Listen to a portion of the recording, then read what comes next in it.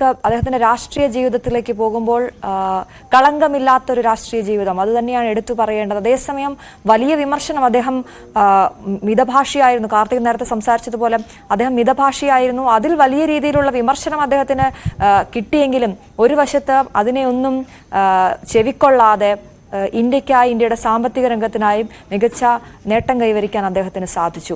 സോണിയാഗാന്ധി യുഗം ആരംഭിച്ചപ്പോൾ സോണിയാഗാന്ധിക്ക് ഒരു വലിയ പിന്തുണയുമായി അദ്ദേഹം പിന്നാലെ ഉണ്ടായിരുന്നു. എന്താണ് അദ്ദേഹത്തിന്റെ രാഷ്ട്രീയ ജീവിതത്തെ നമ്മൾ ഏത് രീതിയിലാണ് കാണുന്നത്? അശ്വതി പറഞ്ഞതുപോലെ തന്നെയാണ്. 2004 UPA അധികാരത്തിൽ എത്തുന്നു. സോണിയ അല്ലെങ്കിൽ മറ്റാരാണ് ഇന്ത്യയുടെ പ്രധാനമന്ത്രി എന്ന ചർച്ചകൾ സജീവമാകുന്നു. ആ ഘട്ടത്തിൽ തികച്ചും അപ്രതീക്ഷിതമായ ഒരു പേരായിരുന്നു ഡോക്ടർ മൻമോഹൻ സിംഗിൻ്റേത് എന്നതാണ് ഏറ്റവും ശ്രദ്ധേയം.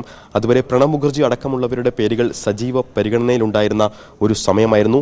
ആ പ്രണബ് മുഖർജിയുടെ സെക്രട്ടറി ആയിരുന്ന ഒരാൾ അദ്ദേഹത്തിനും മുകളിൽ ഇന്ത്യയുടെ പ്രധാനമന്ത്രിയായി വരുന്ന കാഴ്ച സംഭവബഹുലമായിരുന്നു അന്നത്തെ രാഷ്ട്രീയ സാഹചര്യങ്ങൾ എന്നതാണ് ഏറ്റവും ശ്രദ്ധേയം. എന്നാൽ 91-ൽ രാഷ്ട്രീയത്തിലേക്ക് എത്തിയത് മുതൽ ഒരു ടെക്നോക്രാറ്റിൽ നിന്ന് രാഷ്ട്രീയക്കാരനിലേക്കുള്ള അദ്ദേഹത്തിൻ്റെ ഒരു തരം പരകായ പ്രവേശം അത് ഏറെ ശ്രദ്ധേയമായിരുന്നു എന്നതാണ് നമ്മൾ മനസ്സിലാക്കേണ്ടത്. കാരണം അദ്ദേഹം അന്നുവരെ ജീവിച്ചു വന്ന ശൈലികളിൽ നിന്നും പ്രധാനമന്ത്രി ആയ ശേഷവും അതിന് കാര്യമായ വ്യത്യാസങ്ങളൊന്നും വരുത്താൻ അദ്ദേഹം തയ്യാറായിരുന്നില്ല എന്നതാണ് അദ്ദേഹത്തെ വ്യത്യസ്തനാക്കുന്നത്. നമുക്കറിയാം, മൻമോഹൻ സിംഗിൻ്റെ ഒരു കുട്ടിക്കാലത്തെ കാലഘട്ടത്തിൽ ഫീസ് നൽകാൻ പണമില്ലാത്ത ഒരു മൻമോഹൻ സിംഗ് ഉണ്ടായിരുന്നു. ഫീസ് നൽകാൻ പണമില്ലാത്തതിനാൽ ഒരു വർഷത്തെ കോളേജ് പഠനം മുടങ്ങിയ സാഹചര്യം ഉണ്ടായിരുന്നു. അന്നത്തെ സാധാരണക്കാരനായ വിദ്യാർത്ഥിയാണ് പിന്നീട് 7 ഡേയ്സ് കോഴ്സ് പ്രധാനമന്ത്രി ഒരു ഔദ്യോഗിക അവസ്ഥയായ 7 ഡേയ്സ് കോഴ്സിലേക്ക് എത്തുന്നത്. അതെന്തായാലും ഒരു കഠിനാധ്വാനത്തിൻ്റെ ഒരു റിസൾട്ട് കൂടിയായിരുന്നു എന്ന് എടുത്തു പറയേണ്ടതാണ്. അദ്ദേഹത്തിൻ്റെ ടെക്നോക്രാറ്റിൽ നിന്നും അതോടൊപ്പം തന്നെ ഇത്തരത്തിൽ താഴേക്കിടയിലുള്ള ജീവിതത്തിൽ നിന്ന് ഏറ്റവും ഉയർന്ന പദവിയിലേക്ക് എത്തുന്നത് വരെയുള്ള അദ്ദേഹത്തിൻ്റെ ജീവിതം. നമ്മൾ നേരത്തെ പറഞ്ഞതുപോലെ തന്നെ തീപ്പൊരി പ്രസംഗമില്ല, അണികളെ ആവേശത്തിലാക്കുന്ന രാഷ്ട്രീയക്കാരനല്ല. അത്തരത്തിൽ ഒരാൾക്ക് ഇന്ത്യയുടെ പ്രധാനമന്ത്രിയായി എത്ര നാൾ തുടരാൻ സാധിക്കും എന്നൊരു ഉത്കണ്ഠ ആ കാലഘട്ടത്തിലെല്ലാം ഉണ്ടായിരുന്നു. പക്ഷേ വിമർശിച്ച മാധ്യമങ്ങൾ തന്നെ പിന്നീട് 2009 വീണ്ടും UPA സർക്കാർ അധികാരത്തിലെത്തിയപ്പോൾ അന്നത്തെ പല പത്രങ്ങളുടെയും തലക്കെട്ട് സിംഗ് ഈസ് കിങ് എന്നായിരുന്നു. അതായത് ആണവ കരാറിൻ്റെ ഉൾപ്പെടെയുള്ള പേരുകളിൽ വിമർശിക്കപ്പെട്ട അദ്ദേഹത്തെ പിന്നീട് മാധ്യമങ്ങളടക്കം വാഴ്ത്തുന്ന ഒരു കാഴ്ചയാണ് നമുക്ക് കാണാൻ കഴിഞ്ഞിരുന്നത് ആ കാലഘട്ടത്തിൽ. എന്തായാലും സമീപകാല ഇന്ത്യ കണ്ട ഏറ്റവും മികച്ച പ്രധാനമന്ത്രി എന്ന് അദ്ദേഹത്തെ അക്ഷരാർത്ഥത്തിൽ വിശേഷിപ്പിക്കാം.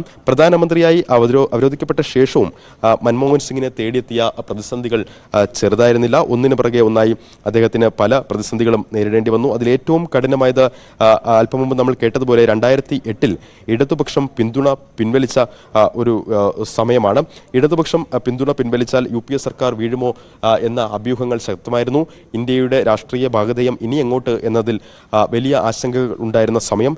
പക്ഷേ അപ്പോഴും ആ സർക്കാരിനെ വീഴാതെ മുന്നോട്ട് കൊണ്ടുപോകുന്നതിൽ നയതന്ത്രപരമായ ഇടപെടലുകൾ നടത്താൻ മൻമോഹൻ സിംഗിന് കഴിഞ്ഞു. അന്ന് പ്രണബ് മുഖർജിയുടെ സഹായം കൂടി ഉണ്ടായിരുന്നെങ്കിൽ കൂടിയും അത്തരത്തിൽ ഒരു പ്രതിസന്ധി ഘട്ടത്തെ തരണം ചെയ്യാൻ അദ്ദേഹത്തിൻ്റെ നേതൃത്വത്തിലുള്ള UPA സർക്കാരിന് സാധിച്ചു എന്നത് ഏറ്റവും ശ്രദ്ധേയമായി എടുത്തു പറയേണ്ട ഒന്നാണ്. 2009 ഇടതുപക്ഷത്തിൻ്റെ പിന്തുണയില്ലാതെ തന്നെ വീണ്ടും അധികാരത്തിലെത്തി എന്നതും വലിയ ചരിത്രമായി അവശേഷിക്കുന്നു. പഴയ മൂന്നാം മുന്നണി അപ്പോഴേക്കും ശോഷിച്ചു പോയി എന്നതും ഇന്ത്യൻ രാഷ്ട്രീയം പിന്നീട് കണ്ടതാണ്. അത്തരത്തിൽ ഒരു പാർലമെന്റേറിയൻ, ഒരു നയതന്ത്രജ്ഞൻ എന്നതിലപ്പുറം 2004 പ്രധാനമന്ത്രിയായി ചുമതലയേറ്റ ശേഷമുള്ള മൻമോഹൻ സിംഗ് തന്മയത്വത്തോടെ രാഷ്ട്രീയ കാര്യങ്ങൾ കൈകാര്യം ചെയ്യുന്ന ഒരാളായി മാറുകയും ചെയ്തു എന്നതാണ് ഏറ്റവും ശ്രദ്ധേയം. നമുക്ക് 2010 മറ്റൊരു അനുഭവം കൂടിയുണ്ട്. അന്ന് മുൻ US പ്രസിഡന്റായ ബരാക് ഒബാമ ടൊറന്റോയിൽ G20 ഉച്ചകോടിക്കിടെ അദ്ദേഹത്തെ വിശേഷിപ്പിച്ചതാണ്. അന്ന് അദ്ദേഹം പറഞ്ഞത്, ഈ G20 ഉച്ചകോടിയിൽ ഒരു പ്രധാനമന്ത്രി സംസാരിക്കുമ്പോൾ മറ്റെല്ലാവരെക്കാളും കൂടുതൽ ശ്രോതാക്കൾ അദ്ദേഹത്തിന് ഉണ്ടാകും. അദ്ദേഹത്തിൻ്റെ പേര് ഡോക്ടർ മൻമോഹൻ സിംഗ് ആണ് എന്ന് അന്ന് G20 ഉച്ചകോടി സമ്മിറ്റിൻ്റെ അദ്ദേഹം മുൻ അമേരിക്കൻ പ്രസിഡന്റ് ബരാക് ഒബാമ അടക്കം എടുത്തു പറയുന്ന ഒരു സാഹചര്യം. അത്തരത്തിൽ ഒരു ഇന്ത്യയിൽ നിന്നുള്ള ഒരു രാഷ്ട്രീയ നേതാവിനെ, ഒരു ടെക്നോക്രാറ്റിനെ മറ്റൊരു രാജ്യത്തെ ഭരണാധികാരി ഇത്രയേറെ പുകഴ്ത്തി വിശേഷിപ്പിക്കുന്ന ഒരു സാഹചര്യവും അന്ന് ഉണ്ടാകുന്നു. അത്തരത്തിൽ മൻമോഹൻ സിംഗിനെ വ്യത്യസ്തമാക്കുന്ന പല ഘടകങ്ങൾ ഉണ്ട്. അദ്ദേഹം ഭരിച്ച 10 വർഷത്തിനിടെ ഉണ്ടായ നിയമനിർമ്മാണങ്ങൾ തന്നെ പരിശോധിച്ചാൽ അറിയാം അത് ഇന്നത്തെ ഇന്ത്യയിൽ എത്രത്തോളം സാധാരണക്കാർക്ക് ഉപയോഗപ്പെടുന്നു എന്നത്. ഉദാഹരണത്തിന് വിവരാവകാശ നിയമം 2005 വരെ സാധാരണക്കാരന് ഒരു കാര്യം അറിയാൻ എത്രത്തോളം ബുദ്ധിമുട്ട് ഉണ്ടായിരുന്നു എന്നത് നമുക്ക് പരിചിതമാണ്. പക്ഷേ വിവരാവകാശ നിയമം വന്ന ശേഷമുള്ള സാഹചര്യം നമുക്ക് അറിയാനുള്ളത് ഒരു പൗരന്റെ അവകാശമാണ് എന്നത് യഥാർത്ഥത്തിൽ അവൻ്റെ കൈകളിലേക്ക് എത്തുന്ന ഒരു നിയമനിർമ്മാണമായിരുന്നു വിവരാവകാശം. അത് പിന്നീട് ചരിത്രമാകുന്നത് നമ്മൾ കണ്ടു. അതോടൊപ്പം തന്നെ 6 മുതൽ 14 വയസ്സ് വരെയുള്ള കുട്ടികൾക്ക് നിർബന്ധിത വിദ്യാഭ്യാസ നിയമം അദ്ദേഹം 2009 അദ്ദേഹത്തിൻ്റെ നേതൃത്വത്തിലായിരുന്നു. അതോടൊപ്പം തന്നെ ഈ ഇത്തരത്തിൽ ഇന്ത്യൻ കമ്പനീസ് ആക്ട് അടക്കമുള്ള കാര്യങ്ങളിൽ അദ്ദേഹം കൊണ്ടുവന്ന ഒരു പരിഷ്കാരങ്ങൾ, നിയമങ്ങൾ, ലോക്പാലും ലോകായുക്ത ആക്ടും ഭക്ഷ്യസുരക്ഷാ നിയമവും അടക്കം ഉണ്ടായിരുന്ന ഒരു സുവർണ കാലഘട്ടം എന്ന് തന്നെ പറയണം ഇന്ത്യയുടെ ആ 10 വർഷക്കാലം. അങ്ങനെ ഇന്ത്യയുടെ തലവര തന്നെ മാറ്റിക്കുറിച്ച ഒരു ദശാബ്ദമായിരുന്നു ഡോക്ടർ മൻമോഹൻ സിംഗിൻ്റെ കീഴിൽ അന്നത്തെ കാലത്ത് ഇന്ത്യ കണ്ടത് എന്നതാണ് ഏറ്റവും ശ്രദ്ധേയം. 1982 കാലഘട്ടത്തിലാണ് അദ്ദേഹം ആസൂത്രണ കമ്മീഷന്റെ അംഗമായി വരുന്നത്. അന്നു മുതൽ തന്നെ കർത്തവ്യബോധം, അതായത് ഒരു ദിവസം 13 മുതൽ 18 മണിക്കൂർ വരെ ജോലി ചെയ്യുന്ന ഒരു ഉദ്യോഗസ്ഥനെയാണ് അന്ന് അവരുടെ ഒപ്പമുണ്ടായിരുന്നവർ ഓർമ്മിക്കുന്നത്.